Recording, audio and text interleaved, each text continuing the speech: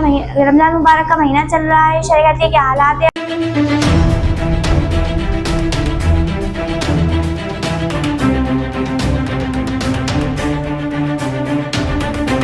सूबे सिंध समेत मुल्क भर में अब होगा सेहत का निजाम दुरुस्त, सबका होगा इलाज बर वक्त, कोई न रहेगा बिस्तर मर्ग पर। मिल गया है शहर कराची के साबिक मेयर MQM पाकिस्तान के सैयद मुस्तफा कमाल को कौमी सेहत का कलमदान।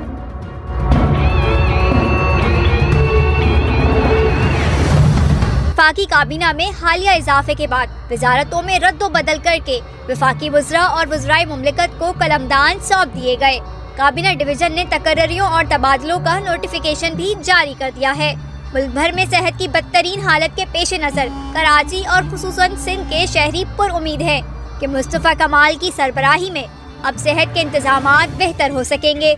जैसे माजी में मुस्तफ़ा कमाल ने शहर कराची का मेयर बनकर रोशनियों के शहर के उजालों में इजाफा कर दिया था, इसी तरह अब इनसे लोगों को सेहत के मामले में भी उम्मीदें बढ़ रही हैं।